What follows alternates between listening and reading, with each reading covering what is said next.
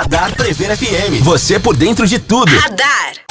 Prever FM, 12:01. Tá no ar o Radar desta quinta-feira. Muito obrigada pela sua audiência. Você de Botucatu e região no 100.9. E a você de todo o Brasil que acompanha a programação no site preverfm.com.br, na Alexa e também no aplicativo exclusivo da Prever FM disponível para Android e iOS. Eu sou a Nanda e comigo Júnior Quinteiro. A gente segue até a 1h da tarde com música e conversa boa. Boa tarde, Júnior. Oi, Ananda, boa tarde, tudo bem? Tudo bem, e você? Tudo jóia também. Começamos mais uma edição do Radar. Música e conversa boa, sempre com um bom bate-papo para você aqui pelo 100.9 da Prever FM. Hoje o nosso convidado é o Isaac Conserva. Eu não sei se eu chamo ele de professor, de judoca, multicampeão no judô. Isaac, boa tarde, tudo bem? Muito obrigado por aceitar o nosso convite aqui do Radar. Boa tarde, Júnior, boa tarde, Nanda. Obrigado pelo convite. Tamo aí pra gente bater aquele papo legal. Legal, vamos falar de judô. Eu puxei a lista de títulos aqui, Ananda. São muitos, né? Quase que não coube na tela do WhatsApp. Até uma aqui. Não dá. Então você vai ter que ficar aqui por mais tempo, fechou? Fechou. Daqui a pouco aqui no Radar da Prever FM. Radar Prever FM. O Radar continua com música e conversa boa, hoje recebendo o Isaac Conserva, professor e multicampeão de judô. Esse multicampeão, Isaac, são quantos títulos na carreira de judô? Aliás, fala um pouquinho. Você foi atleta de alto rendimento do judô, sim, né? Isso. Durante quanto tempo? Então, eu comecei minha carreira competitiva no judô quando eu tinha 15 anos e durou acho que uns 20, 21 anos. Então, até os 37 mais ou menos, eu fiquei competindo no alto rendimento do judô. E aí os títulos, eu vou ser bem sincero, não tem nem como contar, assim, porque também tem muito antigo que eu nem lembro mais, né? Então a gente vamos tentar reavivar a sua memória, que você vai me corrigindo, tá? Beleza. O Isaac foi campeão brasileiro júnior 2006, ok? Isso, correto. Vice-campeão sul-americano júnior 2006. Isso. Campeão da seletiva nacional sub-23 2027. Isso. Campeão sul-americano sênior 2007. 2007. A seletiva foi em 2007 também, não 2027. Campeão. Eu falei 2027? Não, falei 2007. Talvez eu tenha me enganado, então. Ó, campeão. Eu tô no campeão sul-americano. Campeão brasileiro sênior 2013. Isso. Campeão do Troféu Brasil 2013. O Troféu Brasil foi 2023. 2023, tá? Tá 23 aqui. 4 vezes vice-campeão brasileiro sênior, 2005, 2007, 2014, 2016. 10 vezes medalhista no brasileiro sênior e 2 vezes terceiro colocado na seletiva olímpica 2017 e 2018. Tá mais ou menos na média? Mais ou menos isso aí. É mais ou menos isso aí mesmo. E como é que é o dia a dia? Agora você dá aula de judô, né, Isaac? Isso, dou aula de judô lá no SESI. Atualmente eu estou trabalhando com iniciação esportiva. Então eu trabalhei lá um período de 6, 7 meses, mas era uma vaga temporária. E lá eu trabalhava com aperfeiçoamento, que já era a fase de transição para o alto rendimento e a iniciação. Hoje o SESI, ele atua nas 3 fases, né? Iniciação, na transição e no alto rendimento. E atualmente eu estou focado ali para trabalhar com a iniciação, né?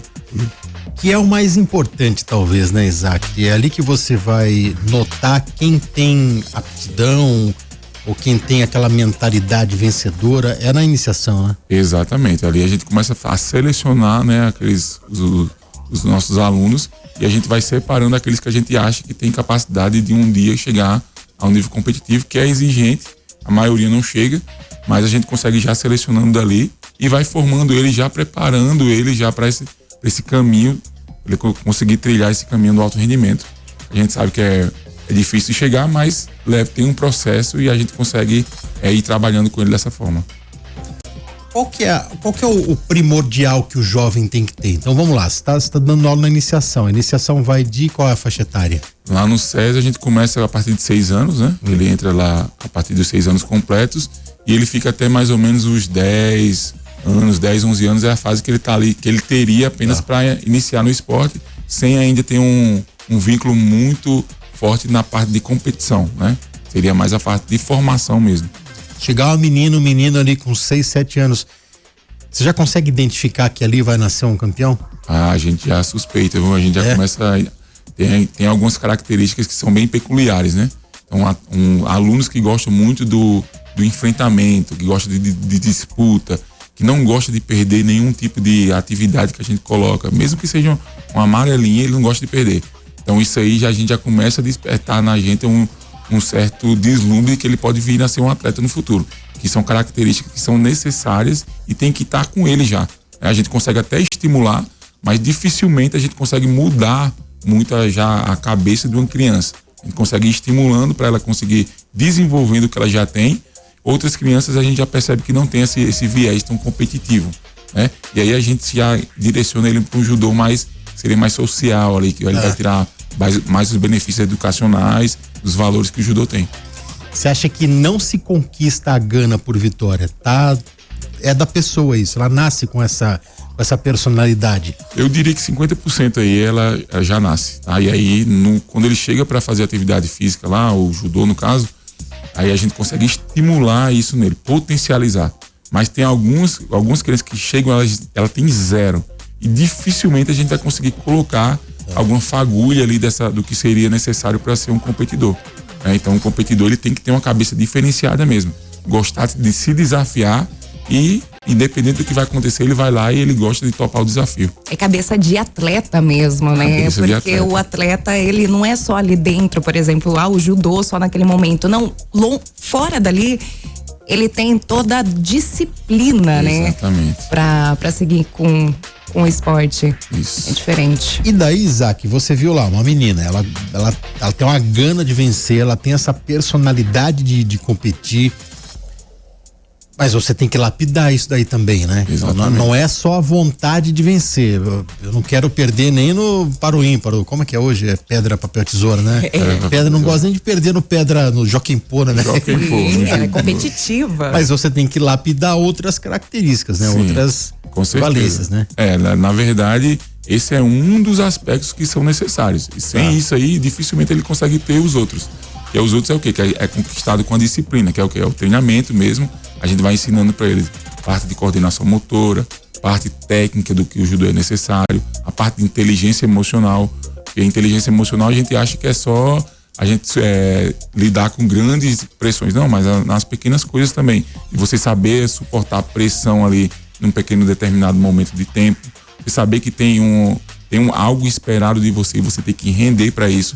As crianças, a gente começa a ensinar isso desde pequeno. Elas lidarem não só com o judô, lida para a vida com certeza, mas no esporte de alto rendimento isso é altamente exigido. Então a gente já começa a trabalhar isso com elas. Qual foi a tua principal dificuldade na sua formação? O que você mais sentiu dificuldade para chegar lá no topo? Então, na verdade, eu sou da Paraíba, né? Eu sou nascido em João Pessoa. E lá a estrutura para alto rendimento praticamente é nula, né? Ela não existe quase. Então eu comecei lá, me desenvolvi, já tinha essa personalidade de ser competidor comigo mesmo e fiquei lá até os 23 anos. Mas dos meus 15 aos 23, que foi quando eu decidi ser um atleta mesmo, eu tive que sair muito para lá para treinar para outros locais por conta de não ter uma estrutura, né? E estrutura que eu digo não é só o local, são pessoas também. No judô a gente precisa de ter uma equipe forte para dar treino pra gente e a gente conseguir ir subindo de nível, né? E aí não tinha esse know-how de pessoas, nem também a estrutura também era muito fraca. Investimento mesmo, né? Uhum. E aí eu tinha que sair muitas vezes, até que em 2011 eu recebi uma proposta de São José dos Campos, né? E aí eu consegui sair lá da Paraíba, que eu consegui, de fato, agora me dedicar exclusivamente ao alto rendimento no judô. Eu lamento muito, porque o Brasil, assim, ó, todo mundo sabe que o Brasil é um país de dimensões continentais, mas essa falta de estrutura, especialmente no norte, nordeste, deixa de revelar muitas almas vencedoras, né? Você imagina o que tem de atleta tinha um termo antigo, pelos rincões, né? Você imagina o que tem de alma vencedora, de atleta com criança com gana de vencer, mas que esbarra na falta de estrutura, né? Você conseguiu, mas nem todas as crianças conseguem, né, Isaac? Não, com certeza. Lá na minha região, na minha cidade mesmo, eu tinha muitos colegas que eram tecnicamente bem melhores que eu, né? Que tinham a capacidade de chegar até mais longe do que eu cheguei. Porém, não tinha estrutura. Então, às vezes, por uma questão familiar, tinha que trabalhar, tinha que estudar. Então, a maioria dos meus colegas de treino, depois que eu fiz ali 17, 18 anos, ou muitos iam estudar e tinham que pagar a universidade e não tinha dinheiro, tinha que trabalhar junto, ou ia ajudar o pai no serviço, alguma coisa do tipo, e aí tinham que largar mesmo o judô. Então não tinha condições. Eu tive uma família que conseguiu ainda dar o suporte para mim, de eu continuar no meu caminho esportivo. E aí, quando eu me formei lá em educação física, aí eu consegui receber essa proposta e sair de lá. Mas a maioria, da minha época lá, da minha equipe, tinha uns 30, 40 atletas que treinavam juntos. Desses aí, só 2 saiu. Conseguiu ser atleta de alto rendimento mesmo. Mas já treinavam forte e tinham capacidade de chegar. Mas não tinha estrutura para se manter no esporte. Então, isso aí é um problema que a gente tem no Brasil estrutural, né? Mas, infelizmente, é o que está posto, né? Então, não tem muito o que fazer. Hoje já tem cidades aqui em São Paulo, por exemplo, cidades pequenas que já têm uma boa infraestrutura e que conseguem lapidar alguns atletas e, às vezes, depois de um tempo, manda para alguns clubes onde ele consegue, de fato, ter uma carreira esportiva. E aí seria o caminho mais viável no momento, né? Como é que começa a sua história com o SESI? O SESI mantém vários programas de alto rendimento, escolhe cada cidade polo. Então, Botucatu tem o polo do judô. Isso. Temos um atleta olímpico lá, que é o Michel. Como que começa a sua história com o SESI? Então, eu já estava quase querendo me aposentar, né? Porque no judô, alto rendimento, depois que passa dos 30, qualquer ano ali já é lucro.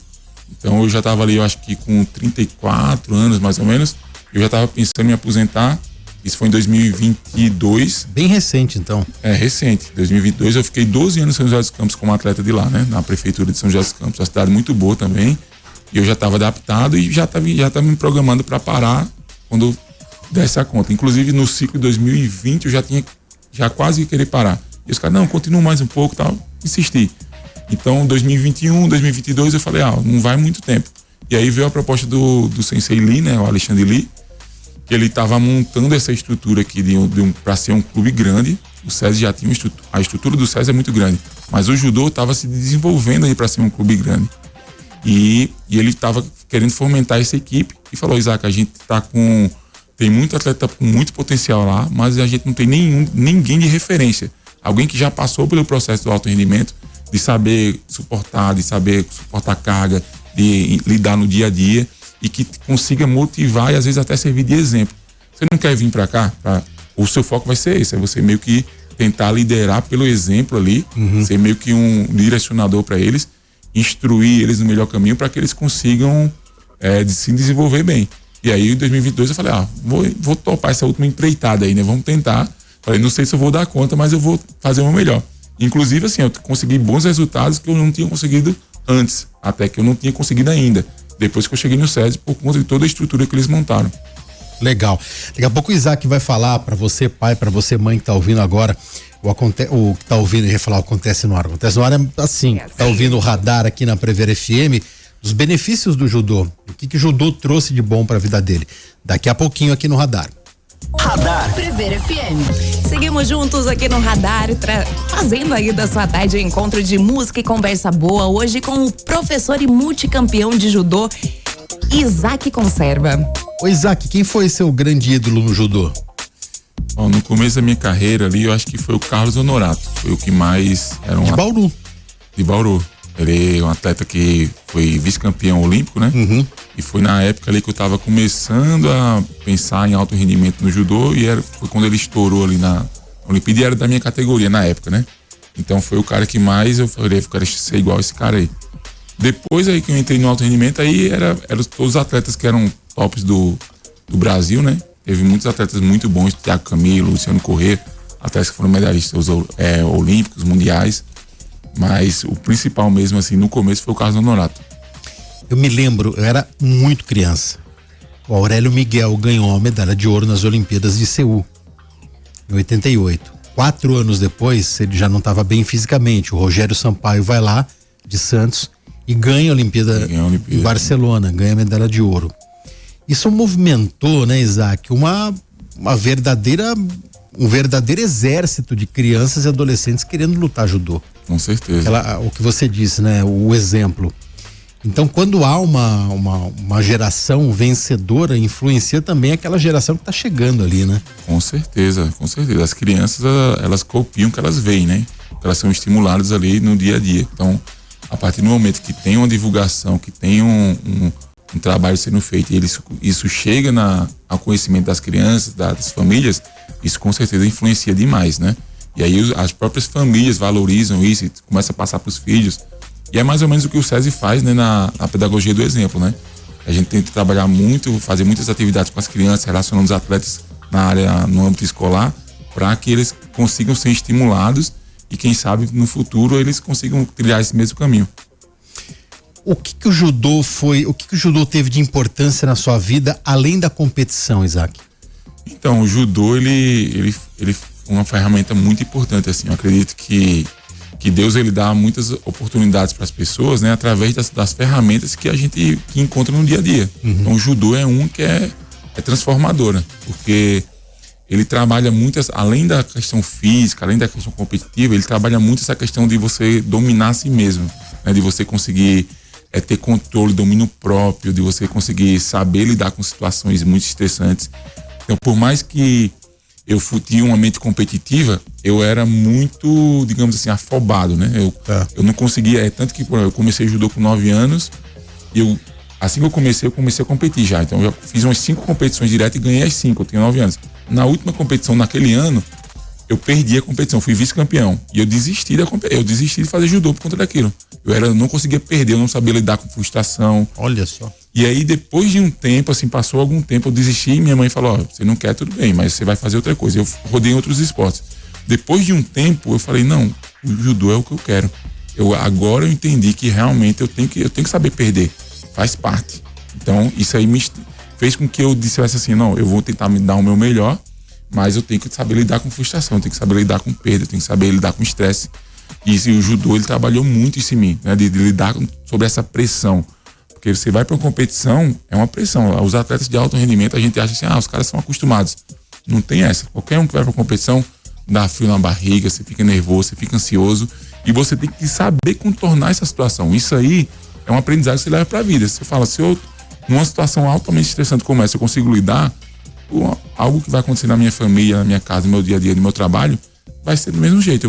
Vai acontecer, é algo inevitável, mas o que é que eu posso fazer? Eu vou tentar lidar da melhor forma possível e tentar enfrentar essa situação. Então, o judô, para mim, ele foi uma ferramenta muito importante para eu saber lidar com esse tipo de estresse, de suportar situações que são conflitantes, né? Que tira a gente da zona de conforto.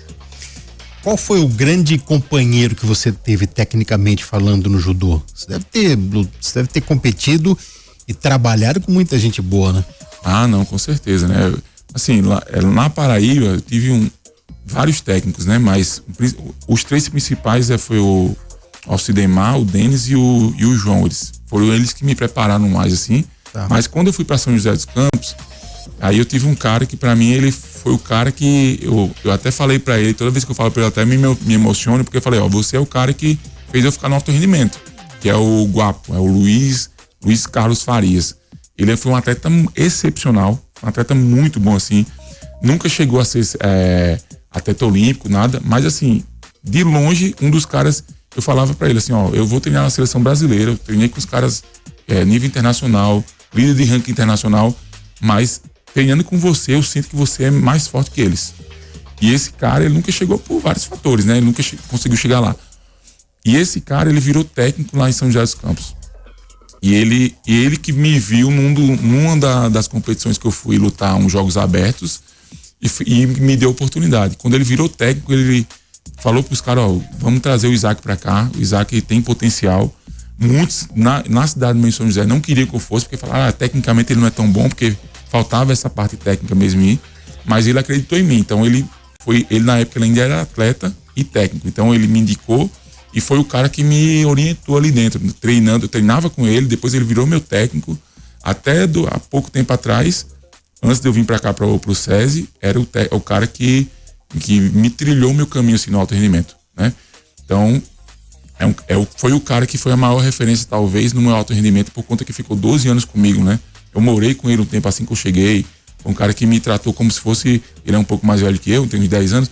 Tratou como se fosse um irmão mais novo ali e me orientou nesse caminho do judô, do alto rendimento. Então, é um cara que eu devo muito. O que é esse tecnicamente eu não era tão bom? Porque a gente escuta isso daí no futebol, né? Então, vamos dar um exemplo, o maior dos exemplos. Cristiano Ronaldo. que não tem uma técnica apurada como tem o Messi, como tem o Neymar, mas ele se tornou o melhor do mundo pela mente competitiva dele. Sim. No judô, o que é esse eu não era bom tanto tecnicamente assim? Eu não ser bom tecnicamente, que a gente fala é mais a questão dos fundamentos. Existem fundamentos básicos do judô, né? Então, por exemplo, a forma que você anda, a forma que você pega no kimono, a forma que você se movimenta para fazer os golpes.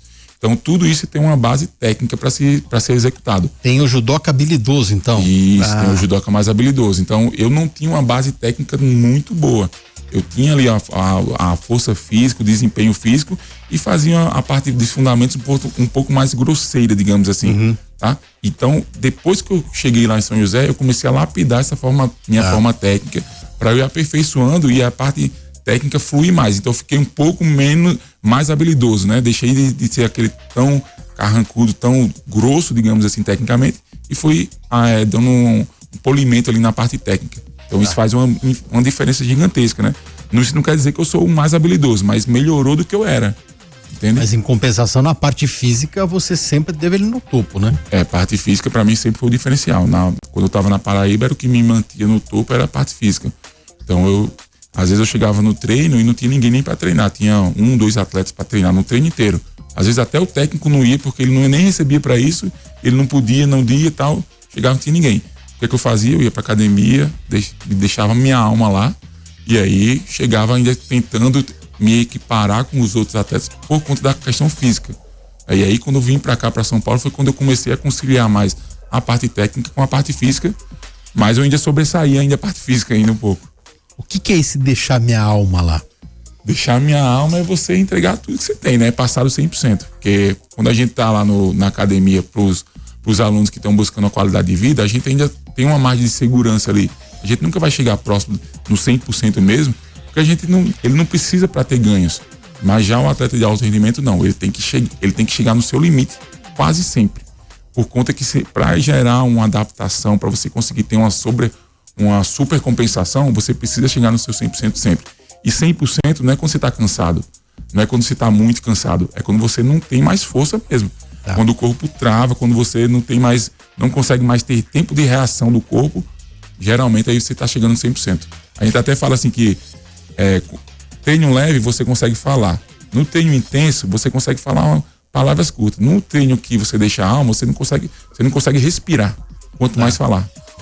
O Isaac é professor também do Espaço Elo. Então quando você falar deixar a alma, vamos imaginar, você tem um aluno lá. Você pede para ele fazer uma sequência de exercícios lá, vamos pegar um cardio aí, né? E você fala, tô contente com 3. Então deixar a alma é o aluno fazer 4 ou 5 dessa sequência. Exatamente. Aí, entendido. Entendeu, né? Entendeu agora, né? Hoje ele já falando de algo recorrente, que aconteceu agora. Então é mais ou menos isso mesmo. A gente fala, deixa, 3 já tá ali, chegou a 80%. Mais um, eu sei que vai chegar próximo ali de 90%. Mas aí eu deixo com ele, eu falo, se você quiser, você vai. Então, isso começa a despertar nele mesmo. Ele começa a sentir um bem-estar de fazer isso. Pô, consegui fazer isso. Então você começa, e esse fazer um pouquinho a mais é que vai gerar um pouquinho de ganho a mais também. Tá. Quer dizer, então, dá pra gente virar um competidor mesmo buscando a qualidade de vida? Mesmo buscando qualidade de vida, a gente consegue... Mesmo sem estar no esporte de alto rendimento. Isso, a gente tenta se superar, né? Então, é como qualquer outra coisa que a gente vai fazer na nossa vida. Sempre vai ter uma dificuldade e a gente vai tentar superar essa dificuldade. Então, vou lá no treino. Nossa, tem que acordar às 5 horas da manhã para ir treinar. Nossa, já a primeira dificuldade, venci, fui lá no treino. Nossa, mas hoje eu tô mais cansado. Mas já tô começando, vou ter que enfrentar essa dificuldade. Então, sempre a gente tá tentando sair da zona do conforto. Nosso corpo, ele quer a homeostase. A homeostase é a gente ficar em equilíbrio. Equilíbrio é você não se cansar, é você não se desgastar. Mas para você conseguir melhorar esse seu condicionamento físico, você tem que sair dessa zona de conforto e se desafiar a um pouco a mais do que você já tem capacidade hoje. Tá. E quando você se desafia, vai ser difícil, vai ser penoso, porque o seu corpo não está adaptado àquele estímulo. Então, gradativamente você vai tentando fazer isso ao longo de um tempo, até chegar um momento que um treino que antes você jamais pensaria fazer, virou leve. Então, para você continuar evoluindo, você tem que fazer um treino mais pesado ainda. Então, é uma tendência que vai acontecer sempre. Ô Isaac, como é que foi essa transição de atleta profissional de alto rendimento para aposentadoria profissional dos tatames e aí começa a virar professor. Como é que é essa transição? Tem que trabalhar muito mental para isso, né? Com certeza a gente tem que fazer um trabalho, porque por mais que a gente queira, o nosso corpo pede que a gente se aposente, a cabeça não quer. Então o meu corpo já não aguentava, eu tive hérnia cervical, tive algumas lesões no meio do caminho, não conseguia mais recuperar, mas a cabeça de competidor, você quer sempre desafiar, você quer sempre tentar chegar na melhor condição possível. Então eu comecei a fazer esse trabalho, o SESI me ajudou bastante nisso aí, por conta que eles já me chamaram já com essa possibilidade de eu virar um técnico lá. Então eles já falaram, Isaac, a gente quer que você venha aqui, estruturar a equipe, vai competir tudo, mas a gente tem um programa já de fazer a transição, então a gente já vai meio que se esquematizando para que você vire um técnico aqui dentro. E isso já foi me alinhando já dentro das diretrizes. Então já dentro do SESI eu já comecei a olhar, aqui dá para fazer assim, tem que ter esse tipo de postura como profissional. Então já comecei a mudar. E o meu corpo já estava falando para mim, Isaac, não dá mais, tá? Não dá mais, porque realmente começaram a vir lesões, algumas lesões que poderiam se tornar sérias. E aí a recomendação médica foi, Isaac, é melhor você parar mesmo, porque de fato seu corpo já está dando sequelas aí que ele não aguenta mais. Já está dando indícios que pode deixar sequelas que ele não aguenta mais. Tá? É porque qual que era a tua categoria? A minha categoria era peso pesado, né? Mais de 100 quilos. Você tem quanto hoje? Hoje eu tô mantendo o mesmo peso, uns 130 mais ou menos, 135, entre 130 e 135. Você tem quase 2 metros. Eu tenho perto de 90. Então você, obviamente, lutava com gente do teu porte físico. Isso, até eu era um dos menores. Pancada o dia inteiro, só com um pessoal que não é pequenininho. Exatamente. Imagina o quanto foi desgastando o corpo isso daí, né? E na verdade... Que é porrada o dia inteiro, né? É porrada o dia inteiro, né? Na verdade é intensidade muito, muito elevada, né?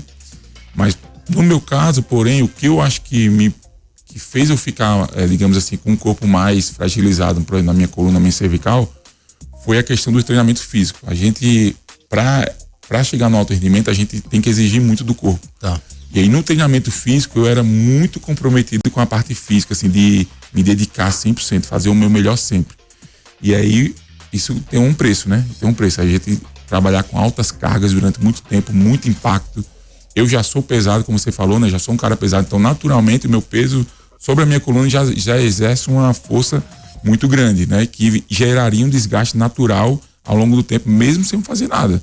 Agora imagina isso, a gente colocando treino físico todo dia, judô intenso todo dia, você treinar sem você conseguir se recuperar de um dia para o outro, né? Então isso aí vai se agravando e as articulações elas começam, mesmo você ter uma estrutura física muito forte muscular, as articulações começam a não aguentar durante muito tempo e começam a sofrer essa tensão, né? Então é natural que isso acontecesse, né? Inclusive atletas muito mais novos que eu já tem 3, 4, 5 cirurgias às vezes. Caramba. Então isso é normal pro alto rendimento, a gente fala que não é muito saudável, né? A gente faz porque gosta mesmo.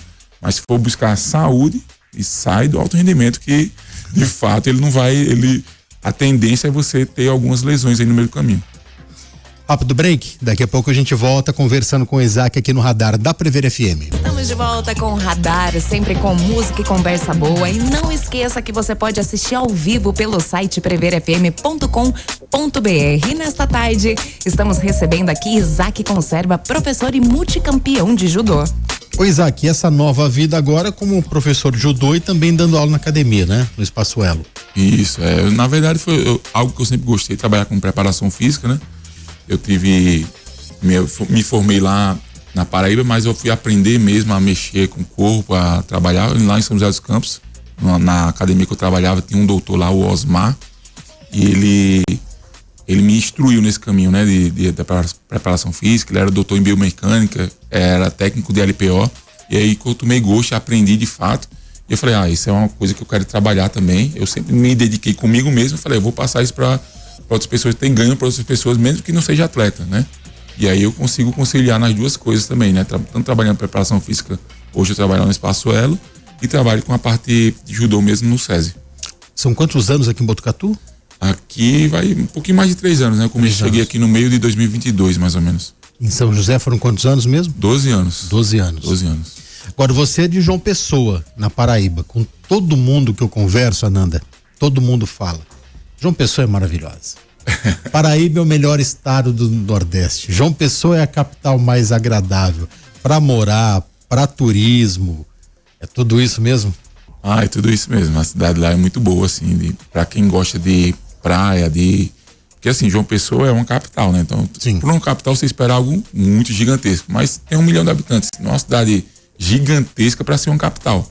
Então, ainda tem uma estrutura de cidade menor, né? Que você consegue se deslocar para qualquer lugar em pouco tempo. E tem toda aquela orla lá, né? Aquela praia lá maravilhosa que realmente faz um diferencial. Hoje, eu vou te ser bem sincero, viu? Se você for morar em João Pessoa, você vai encontrar dificuldade com o trânsito, principalmente, porque muita gente foi para lá agora recentemente, muito aposentado. Essa notícia boa se propagou, então. Se propagou, até o pessoal fica brincando lá, avisa que o pessoal não vem mais não, que já lotou aqui. Porque, inclusive aqui agora nas férias, a rede hoteleira lá estava com 100%, então estava trabalhando no limite. Muita gente não tinha nem onde ficar, mas chegava lá e tinha complicações, e o trânsito lá absurdo, assim. Quem tá de férias, tranquilo, você aguenta o tempo que for. Agora, para quem mora, já encontra bastante dificuldade, né? O que você acha que a Paraíba se tornou esse oásis, digamos assim? Porque assim, tem uma boa rede hoteleira, mas com um preço bacana. Ok. Os restaurantes lá são ótimos, um preço bacana. Isso. As praias bem cuidadas. Por que João Pessoa se tornou quase que um diferencial do Nordeste? Porque não é sempre assim no Nordeste, né? Não é sempre assim. Na verdade, eu acho que é por conta do tamanho mesmo da cidade. Era uma cidade muito pequena, digamos assim, né? Uma cidade histórica, tem 450 anos mais ou menos. Uhum. Então ela que se desenvolveu ali de forma meio que aleatória, foi crescendo naturalmente, né? E não tem estrutura para ser uma cidade tão grande. Então, por não ter grandes empresas, grandes multinacionais ali, eu acho que o custo de vida ficou mais barato, né? Porque não teve nada que deu um boom para elevar esse custo de vida. E aí o pessoal, depois de um tempo, começou a perceber, tem uma cidade ali que tem tudo, que tem praia, que é organizada, que é tranquilo de morar, de viver, e o custo de vida é muito baixo. Então, todo mundo falou, é para lá que eu vou. Então, nos últimos anos, realmente saiu até algumas reportagens falando sobre isso, né? João Pessoa era a capital que tinha melhor qualidade de vida entre as capitais do Nordeste e do país também. Né? Para quem queria se aposentar e tudo mais. Aí saiu essa notícia e o povo acreditou e todo mundo foi. E é um estado de dimensões menores, né? E todas as praias ao lado, tudo muito próximo de João Pessoa. Então, diferente da Bahia, por exemplo, não dá para você ficar em Salvador e visitar Caraíva e voltar. 400 quilômetros de distância, né? Fora as dificuldades que você encontra nas estradas. Agora, João Pessoa não, você pode visitar o estado inteiro num dia só, num bate e volta, né? Exatamente. Na verdade, o Nordeste, ali, de João Pessoa, todas as capitais estão num raio de 400 quilômetros de lá. Então, por exemplo, Recife são 120 quilômetros de João Pessoa. Dá para ir visitar. Dá para ir fazer um bate e volta. Eu falo para todo mundo que vai lá. Natal, 180 quilômetros. Também dá para fazer bate e volta também. 2-3 horas de viagem. As cidades mais longe de capitais são 5, 6 horas assim, de distância. Então tá num raio muito bom, o estado é pequeno, você conhece tudo ali, né? Eu já fui para João Pessoa de carro algumas vezes, e para atravessar a Bahia você demora um dia. Nossa. Atravessar a Paraíba você demora algumas horas, né? É coisa de 5, 6 horas. Corajoso de carro daqui até lá, hein? Só passar Minas e Bahia já dá um... Um dia para sair de São Paulo e passar Minas, o outro dia é a Bahia inteira. E no terceiro dia é o dia que você roda os outros estados do Nordeste que você consegue chegar a qualquer lugar. Qual que é o grande nome do esporte na Paraíba? Do judô, antigamente, a maior protagonista era Dinanci Silva, foi atleta olímpica. Dinanci. Esteve aqui em Botucatu em 2005 nos Jogos Abertos. Isso, ela esteve aqui, inclusive Entrevistei Dinanci. E ela é de Campina Grande, no caso. Foi de Campina Grande, saiu mais ou menos, acho que uns 15 anos, se eu não estiver enganado. E foi para São Caetano do Sul. Então se erradicou lá, hoje ela mora para lá, né? Inclusive já lutou por São José, teve um ano que ela lutou os Jogos Abertos por São José, a gente já se conhecia, já tinha um contato, mas foi o grande exponencial da Paraíba. Aí eu acho que por ser atleta olímpico, eu acho que depois dela ninguém conseguiu esse caminho de ser atleta olímpico pelo judô na Paraíba. A Marta não é paraibana, né? A Marta é de Alagoas, de Alagoas. E que time que tem Qual o time que tem a maior torcida lá em lá é o Botinha, né? É o Belo, né? Que o pessoal chama, é Botafogo da Paraíba. Lá é o time mais tradicional, porém tem outros times muito bons, né? Tem um Campinense que chegou à Série B. Campinense chegou à Série B, tem o 13 também, eu acho que se eu não me engano. 13 da Paraíba. 13 da Paraíba. Foi o time que mais conquistou visibilidade nos últimos anos, Isso, que conseguiu fazer uma Copa do Brasil boa também, né? E aí, esses dois times, o Campinense e o 13, são de Campina Grande. Aí gera uma rivalidade com o Botafogo da Paraíba, que é de João Pessoa. Tá. Então são os que têm maior rivalidade, mais renome, assim. Apesar de que a história do Botafogo da Paraíba é de grande sucesso, mas na década de 70, 60 chegou o campeão a jogar brasileiro, revelou alguns jogadores muito bons, né? Então, inclusive tem o Júnior lá, que era do Flamengo lá, ele é de João Pessoa, né? Ele é paraibano de nascença. Você torcia pro Botafogo. Pelo jeito que você falou, né? Botafogo, claro. Mas não é que lá eu torço pro Botafogo, mas antes eu torço pro Flamengo. Então, não, Nordeste tem esse problema. O que acontece? As grandes competições, os nossos times não jogam, porque falta estrutura, então eles não conseguem chegar.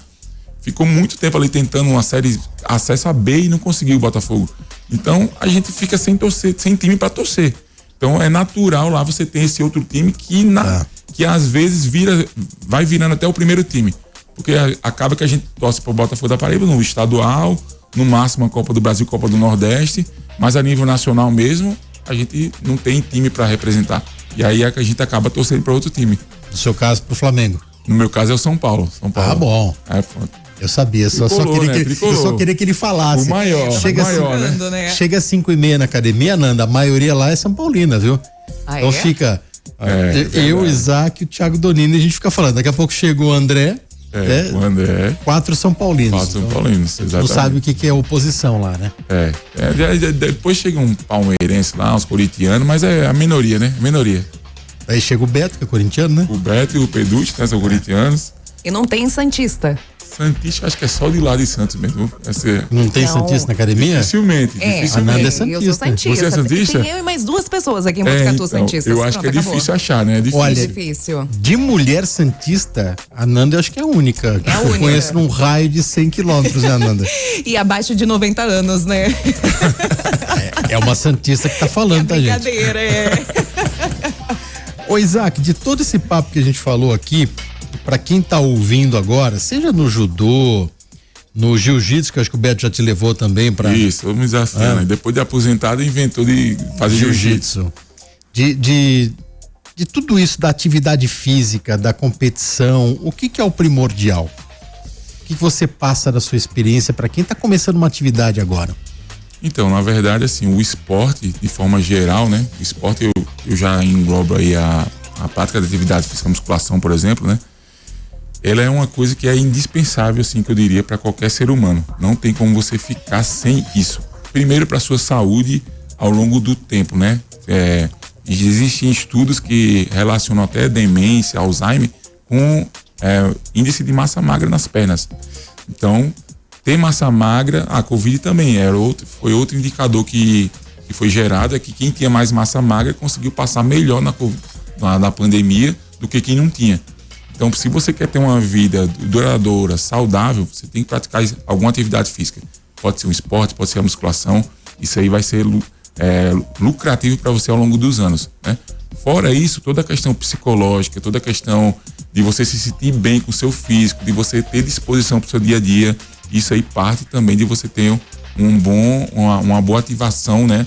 De toda a sua capacidade física através de atividade física, né? Então, eu acho que se você já começa o seu dia fazendo alguma atividade física, já tem ali algo registrado 2, 3 vezes por semana, que seja, você já boa parte aí do seu dia a dia já tem um ganho, porque você vai estar bem de cabeça, você vai estar bem no seu corpo, você vai estar 100% para você exercer suas atividades no dia a dia.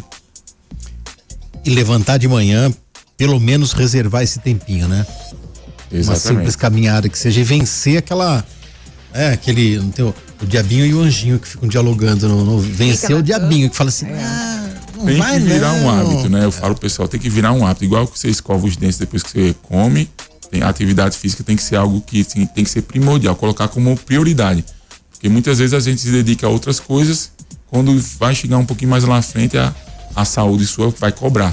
né, do que aquilo que você não se dedicou. Então, acho que vale a pena, é a sua saúde, é o que você tem, o que você pode fazer para você mesmo, é você cuidar da sua saúde.